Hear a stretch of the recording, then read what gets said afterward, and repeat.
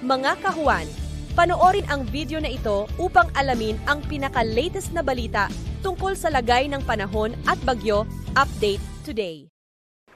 Wala pa rin naman tayong minomonitor na anumang bagyo or low pressure area sa loob at labas ng ating Philippine Area of Responsibility. Dito sa ating satellite imagery, makikita natin kumpul ng kaulapan dito ay ito pa rin yung shear line natin na patuloy na nakakaapekto dito sa may Visayas. Samantala, patuloy naman umiiral ang northeast monsoon dito sa may buong Luzon.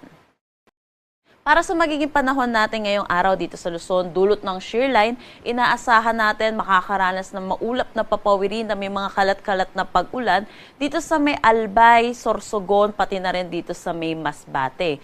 Dulot naman ng northeast monsoon, inaasahan natin ang maulap na papawirin na may mahihinang pag-ulan dito sa may Cagayan Valley, Cordillera Administrative Region, Aurora, pati na rin dito sa may Quezon. At dito naman sa Mindanao ay isolated rain showers o kaya mga localized thunderstorm lalo na sa hapon at sa gabi. Meron po tayong nilabas na weather advisory hinggil sa ulan na dala netong shear line. Inaasahan pa rin po natin ang 50 to 100 millimeters of rain dito sa may Albay, Sorsogon, Northern Samar at Eastern Samar.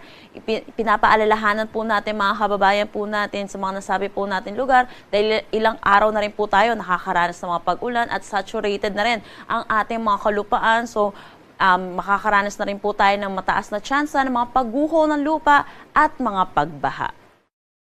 Wala na tayong nakataas na anumang gale warning sa anumang seaboards ng ating bansa.